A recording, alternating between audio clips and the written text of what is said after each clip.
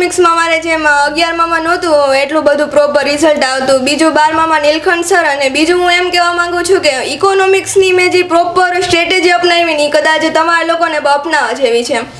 મેં તો શું કર્યું, પહેલાં તો સ્કૂલમાં જ્યારે ચેપ્ટર સમજાવે ને ત્યારે સંપૂર્ણ ચેપ્ટર સમજી લેવાનું. પછી જ્યારે હું વાંચવા બેસું ત્યારે એમાં જે મને આઈએમપી લાગે એને હું પેન્સિલથી અંડરલાઇન કરતી. પછી જ્યારે ટોપર બેચમાં એ ચેપ્ટર ચાલવાનું હોય એની અગાઉ આપણે વાંચી લેવાનું, ત્યારે આપણે પેન્સિલથી અંડરલાઇન કરવા. પછી આપણે જ્યારે લેક્ચર ભરતા હોય ને ત્યારે સર યલો કલરના વર્ડ્સથી કે કોઈ પણ અલગ કલરના વર્ડ્સથી એ જે આઈએમપી વર્ડ હોય કે જે એક્ઝામમાં પેપરમાં આવવા જ જોઈએ એમ એ હાઇલાઇટ કરી દેતા, તો એને હું બ્લુ પેનથી અંડરલાઇન કરી લેતી.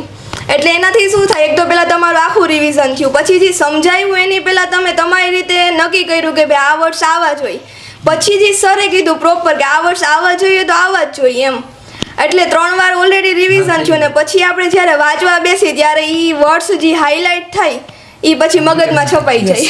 100% દીકરાઓ કીધું સરે કીધું આ ઇન્ટરવ્યુ નો હાર્દ છે જે છોકરાઓને બધાને નિચોડ જેને કીધું ને કે ભાઈ જે એને જે અનુભવ કર્યો છે એ તમારી સાથે શેર કર્યો છે, બસ તમારે આ વસ્તુને યાદ રાખીને ફોલો કરવાની છે.